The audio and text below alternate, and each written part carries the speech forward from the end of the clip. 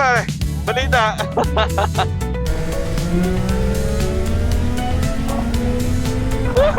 Dynamics sa mga to.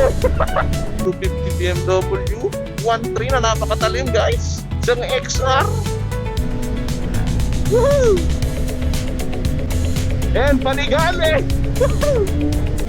Woohoo!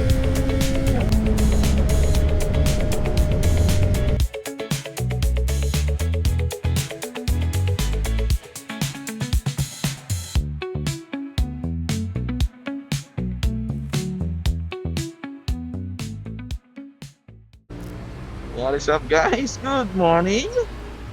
It's your boy Kuya Juicy and we're back at it again for another episode of our vlog. Good morning guys. Another day, another ride. Kasama ulit natin to si Paring Mond. Basta pare? Balita. Kangin na ako. Ha? Kakangin. Sige. As usual. Pag ito mga toka-ride natin, wala pa tayong pupunta. Mag-decide pa kami mamaya. May tatagpuin pa kaming isa dun sa tagpuan natin sa Dunkin, sa Lipa. So tara na. Kasama natin itong magkapatid. Isang GSXS 1000. At saka yung ka-675NK natin si Bond. Ano nga yung problema pag umalis ka na ng medyo tanghali na, no? Makikita mo yung mga sasakyan congested na.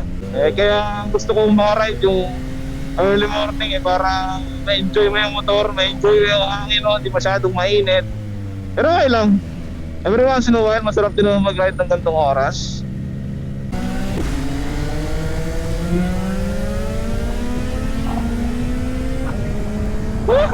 Dynamics sa mga to.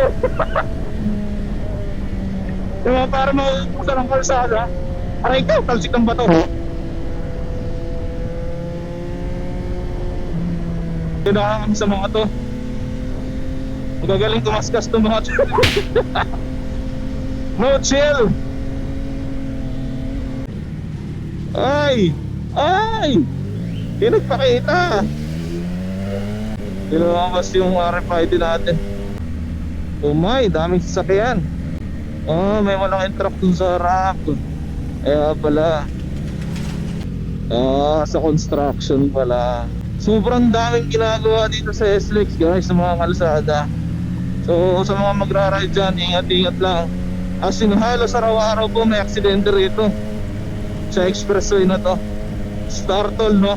Lalong-lalo na itong bandang Lipa, Malbar, ganyan, hanggang Santo Tomas. Bukod sa hindi pantay-pantay yung kalsada rito, yung mga siraan na, di ba? Marami kasi dito mga ginagawang mga bagong kalsada. So may mga merging, may mga solid barricade sa gitna na biglang mag-merge. Alam mo yun, isa sa mga pinaka-unsafe na ginawa nitong Startol at saka ng SLEX. Hindi ko talaga maintindihan kung bakit ganun sila.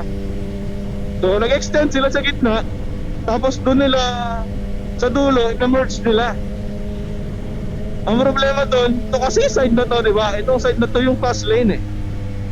So pagdating sa dulo, mag-iimputo, i-merge yung bagong kalsada sa lumang kalsada. Which is I think, napaka-pangit nung ginawa nila na yun. Paano natin naayutin yung sistema sa part na yun? Burahin natin yung linya sa kalsada, tas alam mo yun, sundin natin yung pinaka outer lane. Kaya mo na mag-merge sa slow lane kasi mababagal yan mga truck yan eh. Nandiyan yung mga sasakyan na may reaction time para magpreno at magano. Kaso yung mga nandito sa mga nasa fast lane, bulatan eh. So doon kalimitan nagkakaroon ng aksidente. Tsaka itong mga barricade na to minsan nakapasok siya sa loob ng kalsada. So masyadong masikip pag may dadaan na truck. Alam mo yan, magkakasabay yung truck, yung bus doon sa dalawang lane. Medyo masikip, kaya minsan nababangga. Yun yung problema. So ingat-ingat na lang guys. Be cautious na lang pag ayun ka sa south.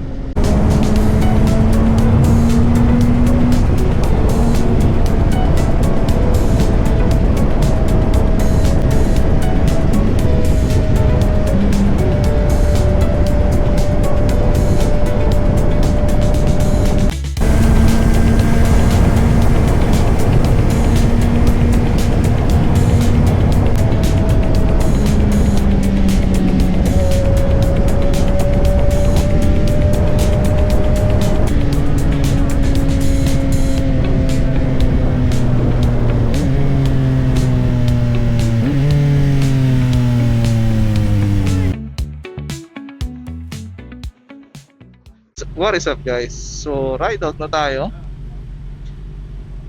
Padaanan lang natin ang isa yung mga kasama for this ride.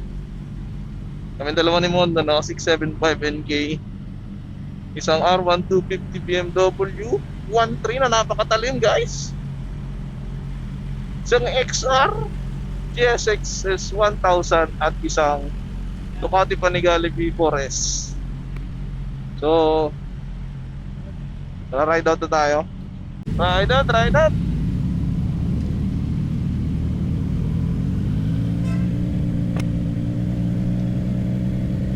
So di pa tayo nakarating doon sa pupuntahan natin ngayon sa Pibana Cafe, Santo Tomas, Batangas. Medyo madami-dami tayo ngayon. Woohoo!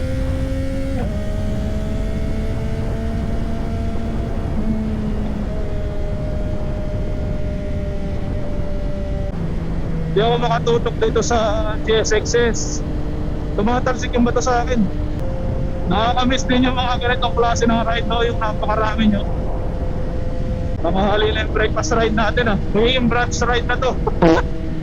Sinubukan ko kung to ang GSXS 1000.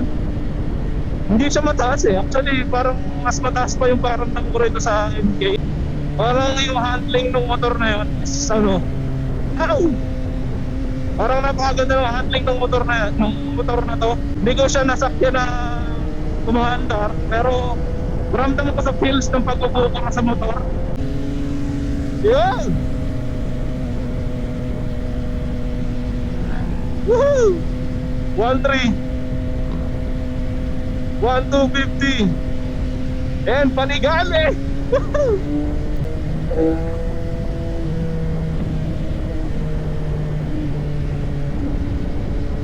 Ito, fanboy din. Kasama natin si Sir. Parang si Sir Bibit. Ganun yata talaga pagka nagkaroon ka ng motor na Ducati, no? Parang lahat ng gusto mong gamit Ducati rin. Kaso, putra guys, parang binabaril dito sa likod. Ano ba to? Sakit. Exit tayo dito sa Malbar.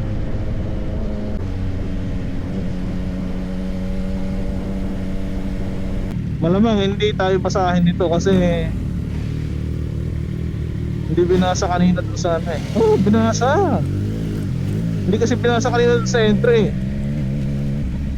Ganyan kaganda guys ang Ducati Panigale. So napakabilis lang. Andito na tayo sa Pibana Cafe.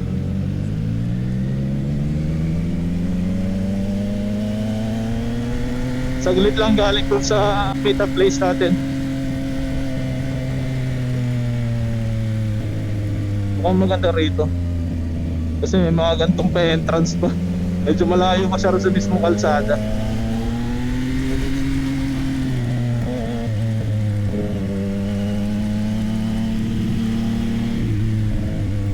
Uy, cool. Ganda. Aliwalas ng place guys. Nandito na tayo sa Pibana Roots Cafe. Andiyan yung mga bikes. Gandang tingnan. Ako lang pa rin nakasalugsog. Anyway, tayo sa loob. Ganda. Ganda yung place ah.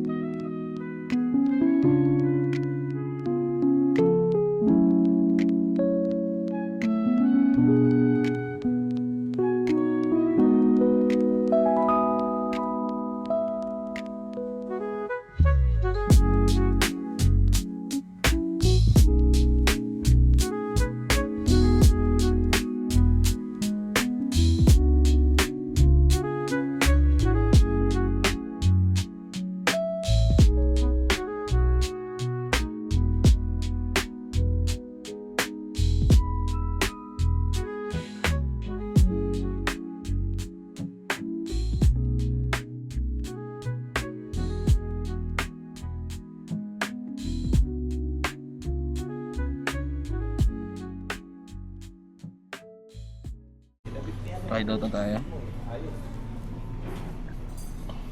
It's almost 11 na rin. So direct na yung tanghali. Trick na yung araw.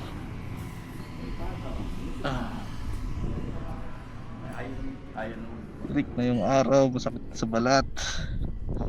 Sheesh. Pero mahangin dito sa lugar na to guys. So, hindi mo ramdam yung init. Mamaya siguro sa kalsada. Doon sa traffic. Bali, rate natin yung place. Siguro ito for a breakfast ride is 10 over 10 guys. Napakaganda ng place. Promise. Maliwalas. Tapos accommodating naman yung mga tao rito. Yung in-order natin for today's video is burger. Masasabi ko sa burger, napakamahal. 600 plus 600 something. Though masarap naman siya. Takma naman yung price point niya sa ambience sa lugar. Ulit. So I think that's it guys. Kung nagustuhan niyo yung video natin, please don't forget to leave a like at mag-subscribe sa channel natin dyan sa baba. Again, this is Kuya Josie and peace out!